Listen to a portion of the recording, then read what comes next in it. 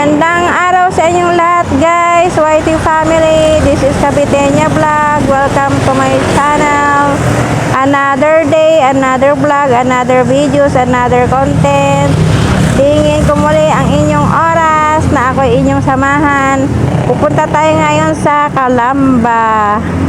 So tara guys, let's go. Huwag natin patatagalin ang oras.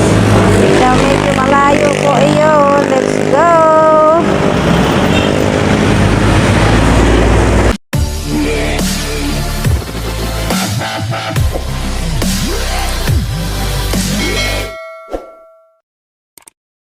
Update guys, andito pa rin tayo sa sakop ng Pagsanan, Laguna kasi doon tayo nanggagaling sa ating nakaraang videos na Balay, Ilocos, kaya dito na rin ako gumawa ng intro dahil ang next episode natin ay ang Calamba, Laguna, kung saan may trending na bahay doon na isa siyang fanatic ng mga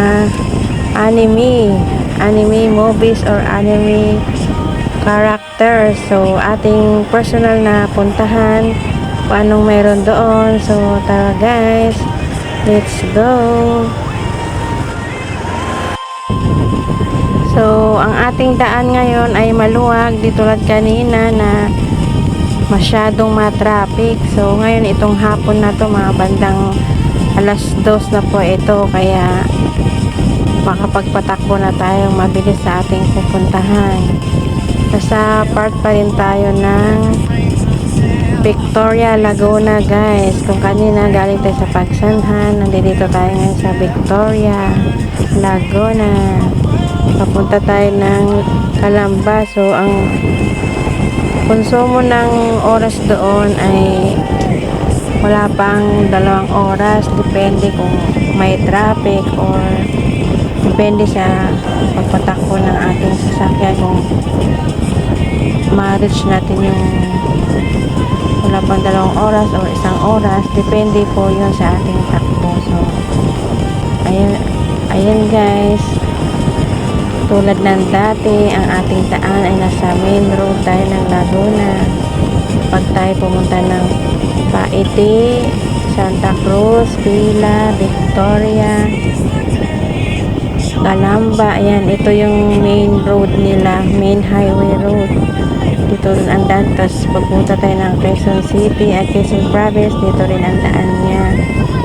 Or pupunta tayo ng Aliw Falls, ito rin yung daan niya.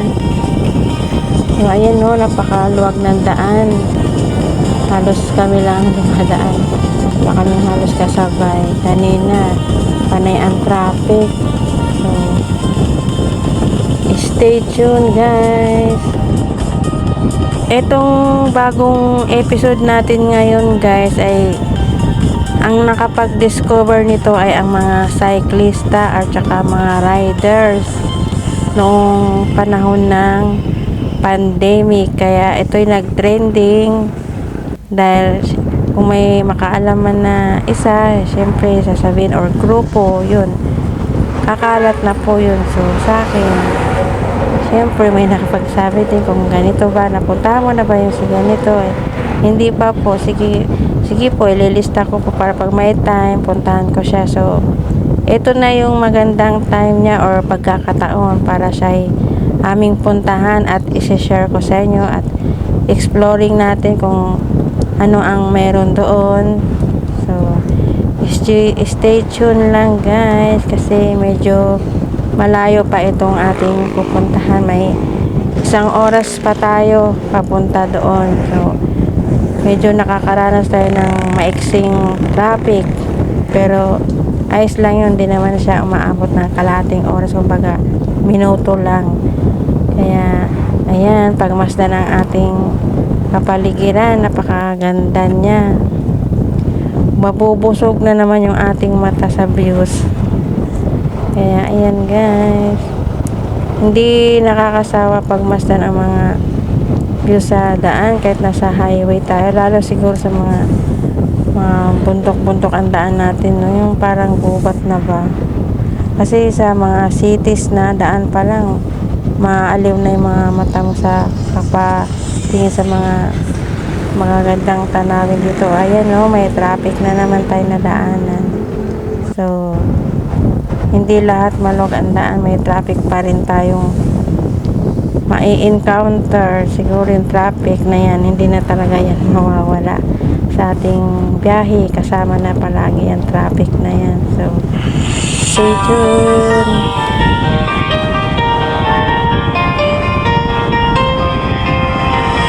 Coveting a vlog, let's explore the scene.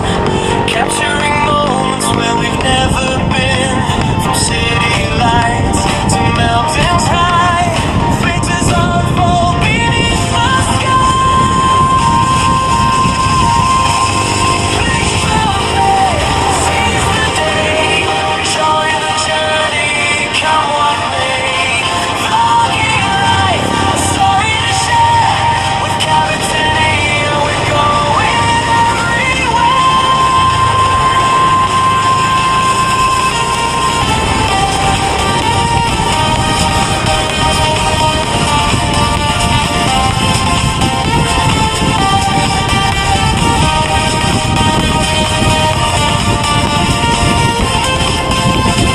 Camera rolling, every frame's a tale. Faces and places through rain or hail. With every step, we're learning to see a world of wonders, wild and free. Make the faith, seize the day, join the journey, come what may. Vlogging life, a story to share. With Cavitini, we're going everywhere. Ayan yung magandang tanawin guys o bundok. Ayan yung nag-stop over ako nung sa ating nakaraang videos. Yung videos na Balay Ilocos. Ayan yung mount na yan. Kadaanan natin yan. So ngayon babalik naman ako. Kaya sa kabilang side tayo ng kalsada. Kasi pauwi na tayo or papunta tayo ng Laguna. Kaya doon siya sa magiging left side siya. Kung papunta tayo ng Pagsanhan, magiging right side siya natin ngayon. Papuntang Laguna, nagiging left side siya. Yeah. Actually nga pala guys, kanina rito umaambon. Akala namin uulan, wala pa naman kaming dalang baong kapote. Kaya mabuti na lang, ambon lang siya. Kaya pala makulimlim siya kanina. Hanggang ngayon makulimlim pa rin siya. Ayan, napakagandang tanawin dito sa side na ito. Ayan, matraffic na naman tayo guys. Kaya lusot-lusot na lang tayo. Pag itong kagandahan sa motor, nakakalusot tayo pag matraffic. Pero ang hindi lang maganda sa motor tuwing naulan, hassle masyado. Tapos hindi pa makapag-video ng maayos kapag naulan. Kasi syempre mababasa yung ating cellphone, kaya hindi tayo makapag-video. Tatanaw na natin guys yung arko ng Victoria. Ibig sabihin palabas na tayo ng nasasakupan ng Victoria, Laguna. Ayan yung arko niya. So ito, hindi ko na masyado matandaan kung sakop na ito ng Santa Cruz. Wala akong makikitang signage kung ano yung lugar na ito, or sa Google Map walang nakalagay kundi pangalan lang ng highway. Kaya panoorin na lang natin guys itong magagandang view ng Laguna. Ayan. Si Mount, hindi ko alam kung si Mount Banahaw ba o Mount Makiling. Kayo na mag-judge guys, ano yung mount na yun. Comment nyo na lang kung ano yun. Hindi ko ma-recognize kung ano siyang Mount Makiling ba or Mount Banahaw. Dito sa Laguna guys, dito kayo makakakita ng highway na may 5 lanes. Ayan, sa ibang highway kasi 4 na lanes lang. Ito ano to 5 lanes. Ayun yung Mount Makiling nga tayo. Tingnan nyo guys, di ba? May 5 lanes siya. Napakalawak na daan na ito guys sa Laguna. Sakop ito ng Santa Cruz. Kasi tanaw na natin si Mount Makiling. Ayan o. Ganda ng mga tanawin dito. Kami nandito lang kami sa gilid. Para makapagpabilis ng takbo kasi may sa bandang gitna. Mga kasabay mo doon, mga 4 wheels. Masyado silang mabibilis. Tsaka ako may hawak cellphone, hindi pwedeng masyadong mabilis ang takbo. Baka sa sobrang lakas ng kasalubong mong hangin, malaglag alam niyo na, malaglag yung ating gadget. So, ayan guys, ganda ng mga tanawin dito sa kahit nasa highway tayo.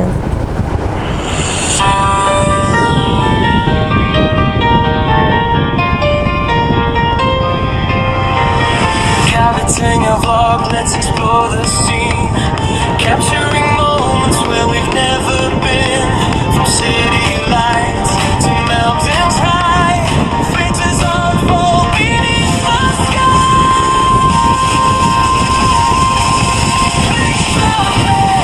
Seize the day, join the journey, come what may.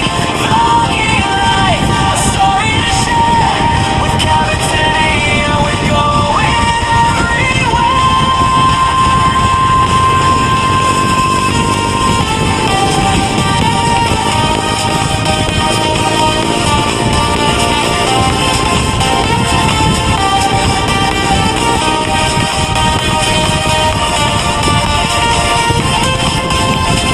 Camera rolling, every frame's a tale. Faces and places through rain or hail. With every step, we're learning to see a world of wonders, wild and free. Click the play, seize the day, join the journey, come what may. Vlogging life, a story to share. With Cavitini, we're going everywhere.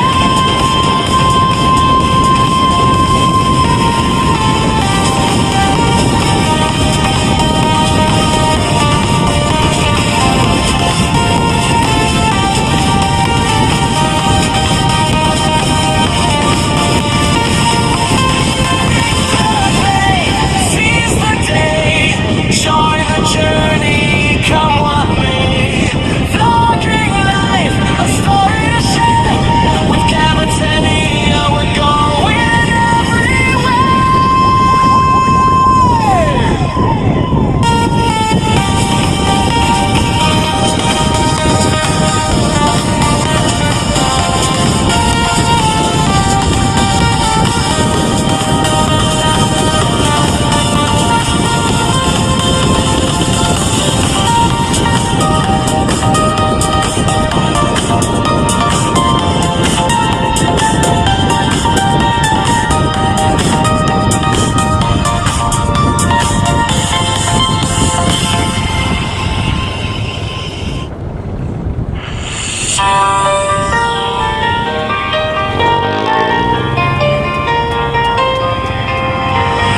Coveting a vlog, let's explore the scene. Capturing moments where we've never been. From city lights to mountains high, faces unfold beneath the sky. Click the play, seize the day, join the journey, come what may. Vlogging life, a story to share.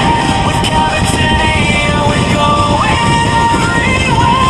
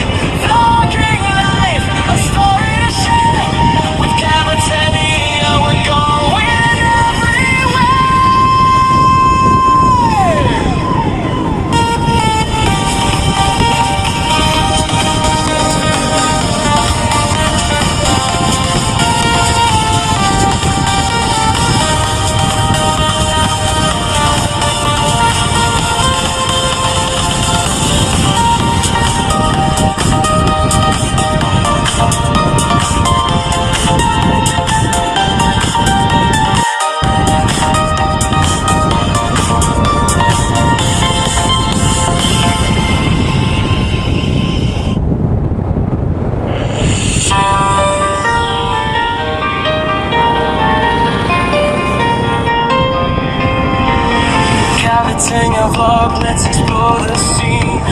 Capturing moments where we've never been. From city lights to mountains high, faces unfold beneath the sky.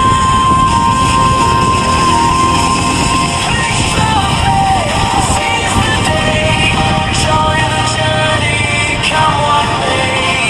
Vlogging life, a story to share. With Cavitini, we're going everywhere.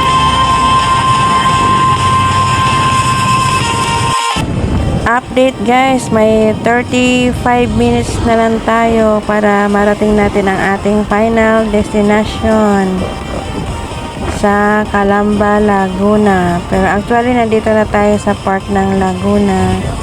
Hanapin na lang natin yung pinaka daan niya papunta doon sa may bandang left side po yon. Kaya pag dumating yon, liliko tayo sa pakaliwa. Siguro lalampas lang tayo ng konti kung hindi mapansin kasi nasa kaliwa siya banday. Tsaka hindi rin tayo basta-basta makaliko, gawa naman ng sasakyan. Stay tuned uli guys. Gaganda ng mga tanawin dito sa mga gilid-gilid oh.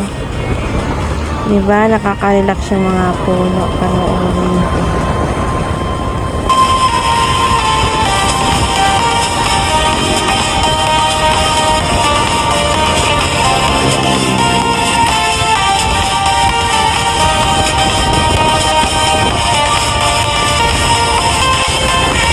Dito naman sa Calamba, Laguna guys, ang highway naman nila is 4 lanes lang. Pero malawak na rin siya kahit 4 lanes siya. Kasi bawat lanes, malalapad yung ano niya. Malalapad yung size niya. Kaya hindi halatang 4 lanes. Doon sa may Victoria, Pagsanhan, 5 lanes doon. Yun ang nakikita ko doon. Kaya masyado siyang malawak yung daan doon. So, ayun na guys, lumampas tayo ng konti, liliko lang tayo. So, itong daan na to, napuntahan na rin namin to sa isa kong episode na, kung naalala nyo guys, Calamba, Laguna, yung Abandoned Castle, yung marami siyang antiques. Nag-collection siya ng antiques. Dito rin pala ang daan niya. So, ibig sabihin, magkalugar lang yung pinuntahan ko dati sa Calamba na Abandoned Castle na maraming antiques collection. Dito lang din banda. So ako, ngayon ko lang nalaman na dito rin pala ang daan ng papuntahan natin ngayon. So, makikita natin yun guys kung gaano kalayo or malay mo.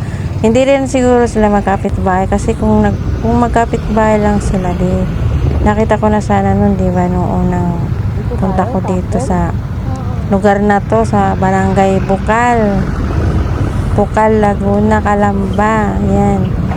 Ayan guys, yung daan na yun, oh. Tanaw nyo ba? Ayun oh. Dalawa yan eh, parang pa-crossing siya. Yan, dito tayo sa right side, yun oh. Paakyat yan, sobrang ahon na yun oh. Doon tayo galing sa kaliwa. Yan, yun yung daan na yan. Ito rin yung daan na papuntang Abandonadong Castle. Maraming antigo. Kung napanood nyo yung aking videos na yun na Abandoned Castle, ito rin yun. Ito rin yung nadaan. Walang pinagkaiba. Ahon na ahon na. Pupunta yan doon. Pupunta ito sa mga kasi ito na yung daan papunta. Pero yung ating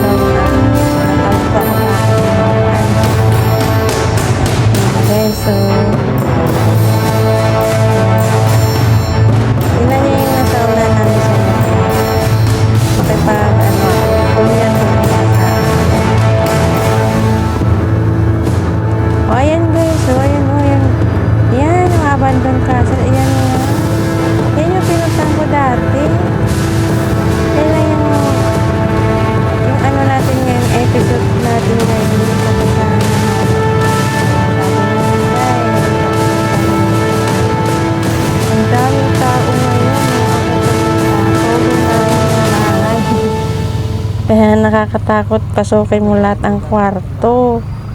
Ayan guys, may videos ako niyan sa mga hindi pa nakakapanood. Panoorin nyo na lang dyan sa bandang baba. Ayun o, ang haba ng ang haba ng parking ng motor. Napakaraming tao pumunta.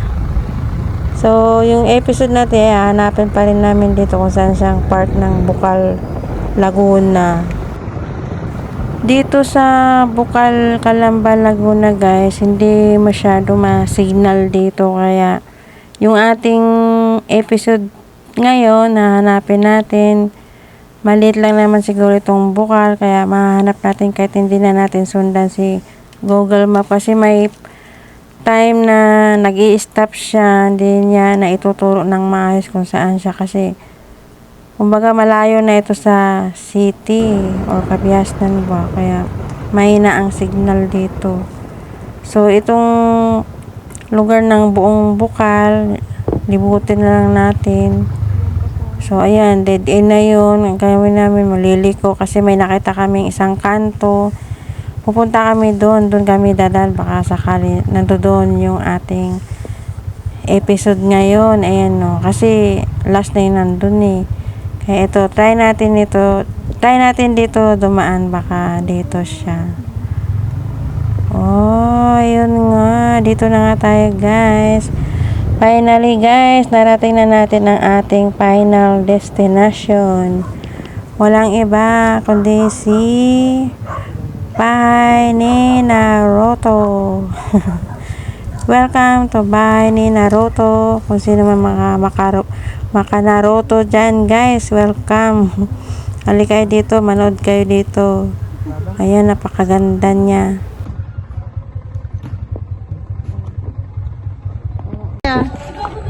Shout out Mount Araya! Shout out Mount Araya!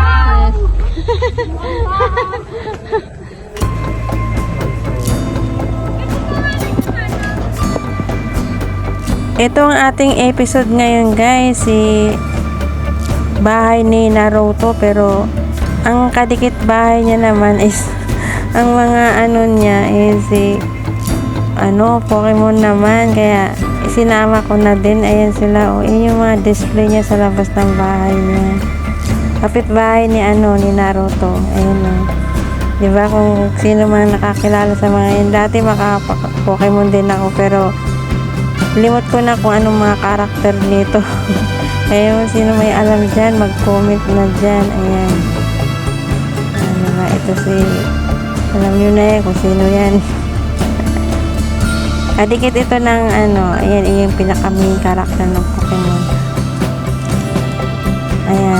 Ayan pa siya, diba? Ang galing dito, guys. Ganda ng mga nila, mga design sa labas ng bahay, mga character ng anime. Ang kadikit nito, yun yung bahay ni Naruto. Kumbaga, kinuhanan ko lang ito kasi nakakatuwa din panoorin. Dito na tayo magsisimula sa bahay ni Naruto. Ayan. Ito yung sinasabi ko sa inyo guys, na nakadiscover nito ay si mga cyclista at saka mga riders nung pandemic. Pero yung kung natanda nyo kanina yung mga nag-shout out ng mga kabataan, sila ang nagsabi na once a year lang daw ito binubuksan. Kaya ayan. Pero ang nasa loob daw nito guys ay puro house streets. Kaya maganda sana kung mapuntahan ito pag nagbukas. Kasi kung doon natin makikita may iba-ibang kulay ng mga house streets. Yan guys, so kung sino man nakakilala dito. Kasi hindi ako masyado sa mga karakter ng Naruto. Kahit papan nanonood man ako ng Naruto, pero hindi palagi, hindi ko memorize sa mga karakter nila, mga pangalan ng karakter ba. Diba, yun o, mga mas mataas pa ang size nila sa akin eh. Kasi may mga pictures ako nakatabi sila.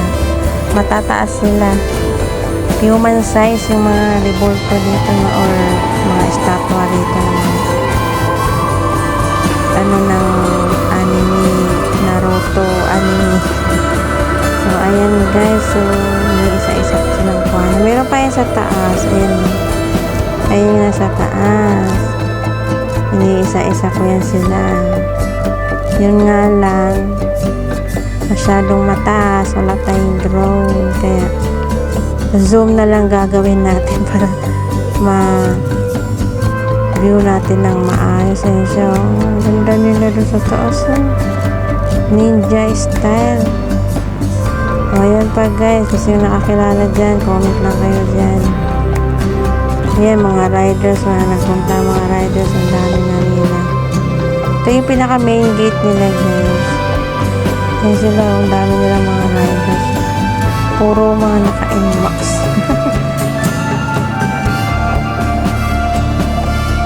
Ayan, punta tayo sa kabilang gate. Ayan.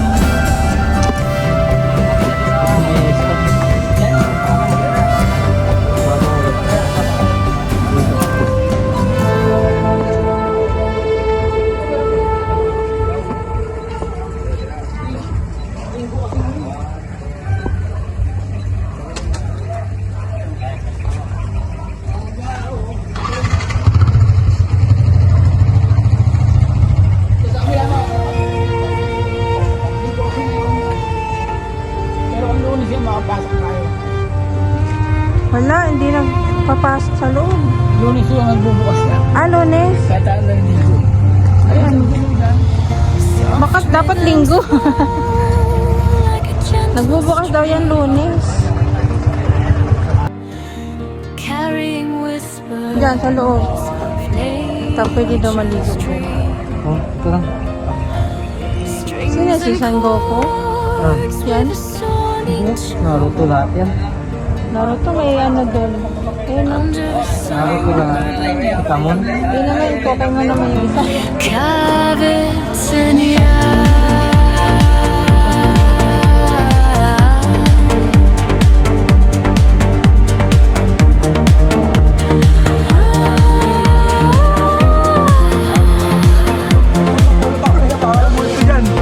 Like the crushed sad breeze, awakened senses puts the soul at ease.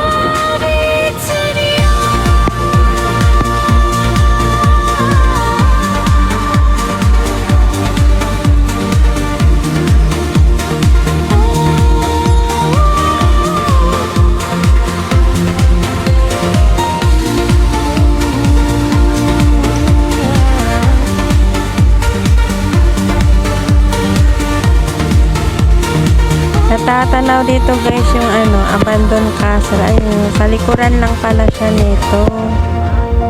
Kung nalaman ko lang to kaagad, di sana nagpunta ako dyan. Pinuntahan ko na rin to si bahay ni Naruto. Ayun no. Kitang-kita rito si bahay, abandonadong castle.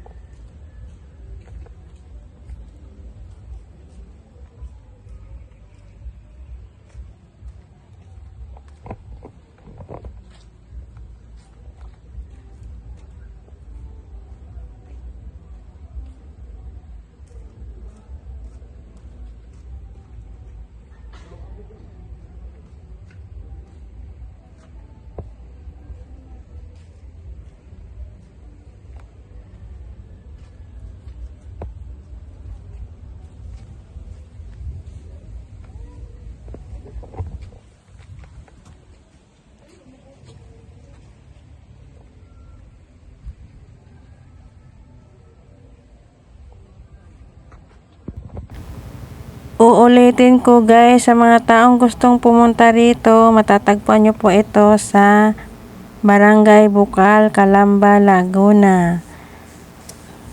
Madali lang po siyang hanapin. I-pin nyo lang po yung abandonadong kastilyo. Tapos sa likod nito, kaya hindi na kayo mahirapan, may kanto dun sa kaliwa or kanan. Liko lang kayo dyan. Sa likuran ng abandoned castle, ayan, dito na yan si Naruto. Naruto house or bahay ni Naruto.